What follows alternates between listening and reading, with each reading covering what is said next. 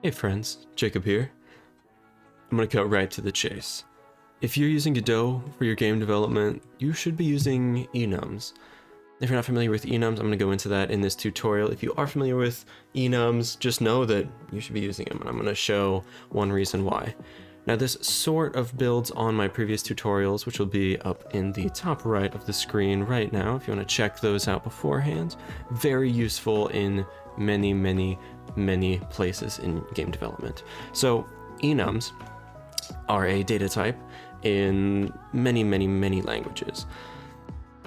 They are basically a stand-in for other variables, other data types, for integers, for strings, whatever you can think of, and they're a way to help your readability of your own code.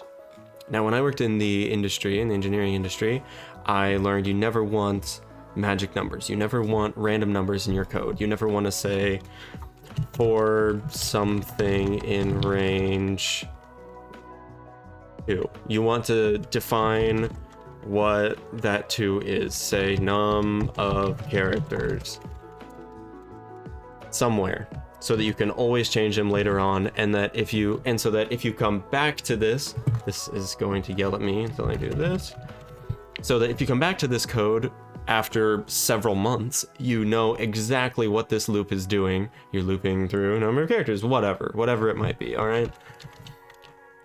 Enums are a way to further expand your readability, to improve debugging, and make your code way better. And if you're working in a team, this is especially useful because people will know what the heck your numbers mean. So let's go ahead, jump into this. So for this tutorial, like I said, it builds on the previous, so you can apply these ideas to my previous tutorials or to your own code if you would like. I went ahead and made a singleton called globals. In my games, I like to make singletons for some global variables and functions that I'll use throughout my code, though perhaps these enums can go elsewhere. I just wanted to show that it can be used throughout your code if you auto-load it. Some other time I'll make a tutorial about auto-loading, but for now just know that this script is auto-loaded. So I went ahead and made an enum for weapons. This is how you declare enums. They're a little different. You don't go enum name equals. This will throw an error. Instead, it goes straight into curly brackets. So with enums, I named one enum, weapon, so that you can have different types. Sword, bow, axe, and sling are the types. And then for damage types, I made physical, fire, frost, lightning, and holy, just for demonstrations purposes. Now, the cool thing about enums is it stands for enumerations, which means that every value will go up by 1. All right, that's a little vague. What does that mean? So you can set the first value to whatever you'd like. You can set this to, I like setting mine to 0 because then you can use them to parse arrays very easily. But you could say this is 5, and then automatically bow is 6, axe is 7, and sling is 8. You can even go axe is equal to 9, sword would be 5, bow would be 6, axe is 9, and sling is 10. So this way you can add all kinds of things. And if, you think about it, say none, you can set none equal to 0, or -1 is sometimes what I like to do for invalid, maybe. So that you can say if weapon get type is equal to invalid fry or something.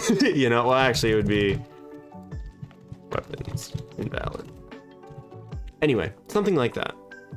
And as you saw, that is one example of how you can use enums, and I'll show that in just 1 second. So this is generally how you set up enums. You don't have to have them in a singleton. I know some people using Godot like to have all of their enums in one singleton of global variables so that you know where to call it out. That's one way to do it.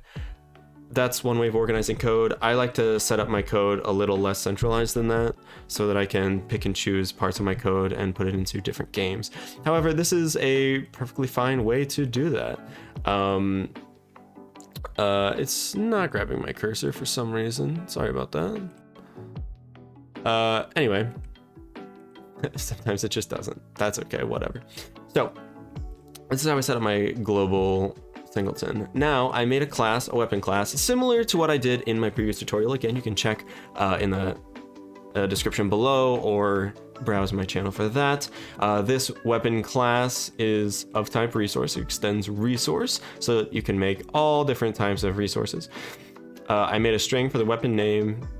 That's system agnostic. You can also, like in my other tutorial, go texture var weapon sprite, so you can put in a texture for that if you want to. I didn't in this tutorial. You can do all sorts of different things. Now is the cool part. With enums, you can export variables very easily. You can export enums as flags or as types. All right, what does that mean? So right here I have a weapon type, and all you have to do is export your enum. And as before, if you want, you could do actually, I'm just gonna copy this. If you want, you could put this right here, and instead of having to do globals weapons, you could just do weapons, right? Because singletons can be called out in anywhere in your scene tree. So if it's in this file, if it's in scope in here, then you don't have to call out globals. I went ahead and did globals so that I can refer to the different weapon types elsewhere. Different ways of doing it, different ways of, it's up to your, how your game is set up and how you want to do things. This export line allows you to pick which value from weapons this particular weapon is. It can be a sword, a bow, an axe, a sling, or invalid.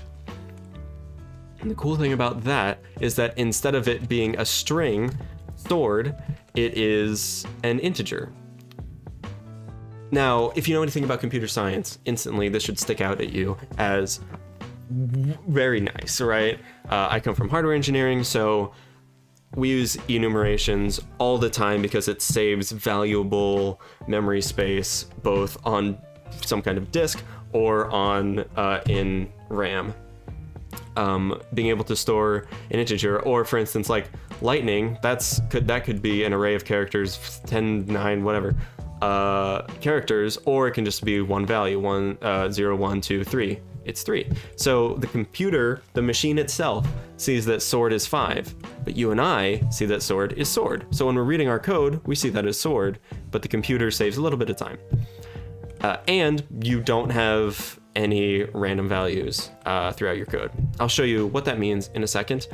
This other export line is for the damage types, and you should very, very, very much check out the documentation about exporting variables of different types that is on the Godot documentation. It's so nice, so robust. I think you can even, no, can't check out export, that's okay. Maybe flags? Nope. There's a keyword flags if you do a type integer, and enum is technically a type integer. I won't go into how to use flags super robustly right now. You can check that out, or if you're interested, you can comment below and I will respond and maybe make a video about that later. And this is the damage types. So this is basically saying, what are my damage types on this weapon? Cool, so we set everything up. I made a resource, I just named it new resource because that's a default and I didn't want to bother with it. Weapon name, let's say Oath. Oathbreaker. Weapon type, now we see we get a drop down list of all the different weapon types that we set up. And again, you can set that as axe, and we see that as axe, but the computer itself, the engine, sees that as 2 or whatever, right? Or 6, or 9, sorry, my brain. Which makes it very easy to do export variables, because otherwise, if we weren't using enums, we would have to say, maybe we would have to either first, well, you can't really do a drop down very easily without using enums, so that's a huge benefit. But otherwise you'd have to do something like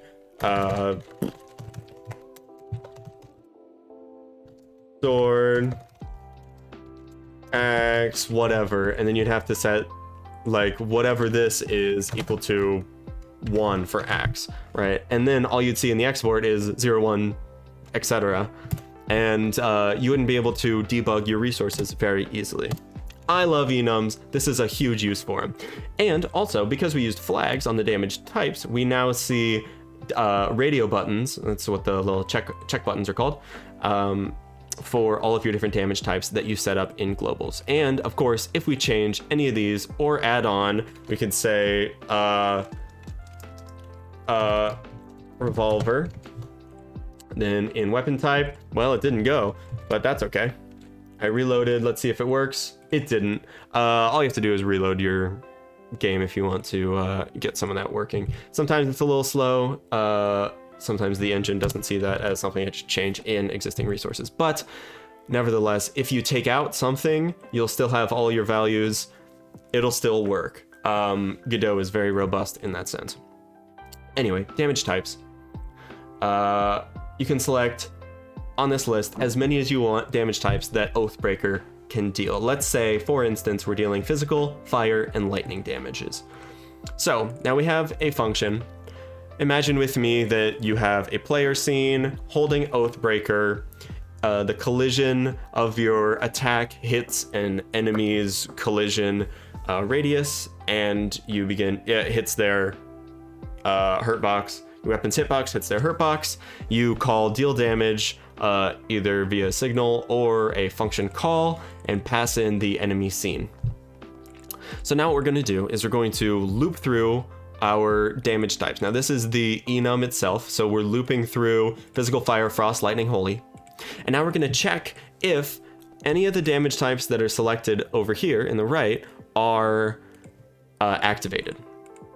Now this calls into play a little bit of Bitwise coding, which again, if you're familiar with computer science, this will be simple for you. If you're new to programming and computer science, welcome. Have fun. This is something that you won't see too much on robust systems, but I like to use it in my code because, again, I am way used to using dumb chips for engineering applications. Regardless, we're going to check through if damage types. So I don't want to get into all of the Bitwise everything right now or teach about bits or operands or any of that. You can look that stuff up. That's like week 1 of any computer science, computer engineering, electrical engineering classes. You can look that up if you don't know about it. I can always make a very simple tutorial about that. I do love teaching about that stuff, but regardless, let's just say we're going to loop through damage types. Now these flags are bit flags. So bit flags, you have all your bits, 3, 4, 5, 6, 7, 8. These are 8 bits. This is stored in 8-bit integer. The 0th bit, 1, 2, 3, up to 7. Now, these correspond with all the different damage types for the weapon class. So if you have physical, fire, and lightning selected, then having it selected is essentially like a Boolean operator, kind of. You set it equal to 1 instead of 0. So physical is 0th bit. Let's actually just set it equal to, or hold on, 1, 2, 3, 4, 5 for physical, fire, frost, lightning, and holy. So because we selected physical, this first bit is a 1. I'm doing this backwards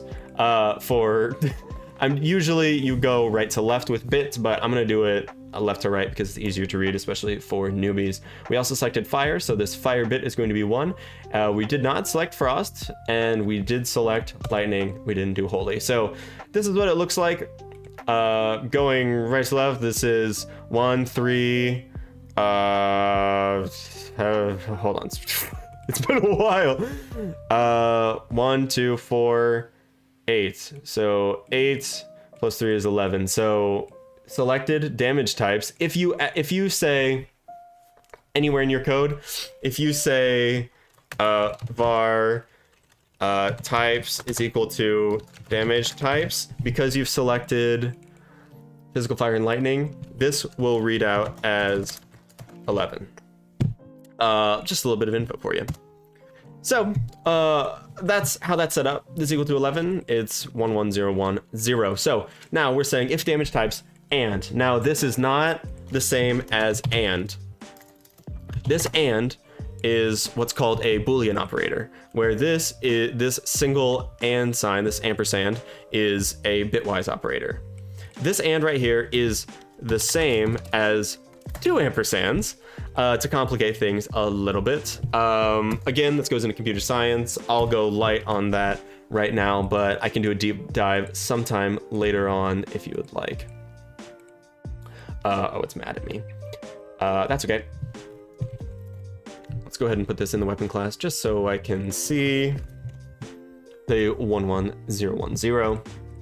Now, if damage types and is equal to 1 bit shifted the damage type. So, looping through damage types, it goes 0, 1, 2, 3, 4 for the 5 damage types because Enum started at 0. If you wanted, you can start this at 1. Doesn't really matter. We're looping through all of those. Then, if the damage types, which is 11, and bit shifted down by 1 the damage type. So, we're shifting the current damage type, which is, for instance, let's say physical. Physical is first. We're shifting it over by 1 because when you convert this into an integer, you don't use 0, so you have to convert it. You have to move it over, shift it over by 1. These two operands shift the bits by 1. Don't worry about that too much. This works. Use this code. It ands this to determine. An and means you check a 1 versus a 0. And gates, logic gates, look it up. If both are 1, this evaluates to true. If only one is 1 and the other is 0, or both are 0, it evaluates to false. So, if the damage type selected, physical, shifted over by 1 is equal to, or and the damage type first bit, then there's a lot of talking. I know it's a lot, I'm sorry, but the way it works out is that this will evaluate to true because physical is selected, and yes, it works. You're looping through. It's 1. Then target scene, deal damage. Presumably there's a function called deal damage in your target scene. If there's not, that'll be a problem. You can also, if you really want to, no, you really shouldn't connect a signal to that because then it's you're just connecting signals, wasting cycles. You send the damage type, which in this case is 0 for physical, or yeah, whatever. And then 1, this is just a default value. What I would suggest doing and what I do in my code is I do stuff like, I'm gonna go ahead and pull in a value. Now this is damage amounts. This is straight out of my code, so give me one moment. So, damage types, physical, oops. Going to copy paste this a few times, just so I can get all of that. This is fire, this is frost, this is lightning, and this is holy. So this way, you can see all your 5. Unfortunately, in Godot, at the moment, you can't call out the strings themselves, or the you can't call out the names, the damage types, not strings, as these values. So it's a little annoying. Otherwise, you could also just go var damage amount equals, and then 1, 2, 3, 13, whatever. Or do a dictionary for, physical, etc. But you can do, it doesn't really matter. Regardless, I just have it sending 1 damage over to deal damage. And then presumably the target node will be, or scene will be able to take that damage and parse it in some capacity. So this is one way to use enums. Very nice. I love it. You can also do, you might actually have to do values. Not sure. Might have to play around with that a little bit if you want to use the damage type. Not totally sure. It might give you physical, fire, frost, lightning, holy. Been a while. Other ways you can do this, you can say for damage types in range globals damage types size. You can call out the size of your damage types. You can say however many damage types you have. Also something to do. Not too bad. And in fact, you can do that here and not have to bit shift at all. I think. No, it would start at 0 still. So you got a bit shift in some variety. Doesn't really matter. Or you can start with 1 or whatever. Or just say damage type +1. Whatever you want to do. Regardless, actually that might not work. Don't listen to that. That's one way to use enums. I love enums. As you can see, it makes exporting variables so easy. You can say, you know, func get weapon type. This will return an integer, return weapon type. So then you can check what type of weapon is to say which slot it should go into, or how many hands you should use, or how much weight it should have, or whatever, right? What kind of attack to do, what kind of animation to do. It gives the weapon type, and this just returns an integer. Very convenient. And then you don't have to say in other types of code, you don't have to say if weapon type equal to sword. You can just say if weapon type is equal to global globals,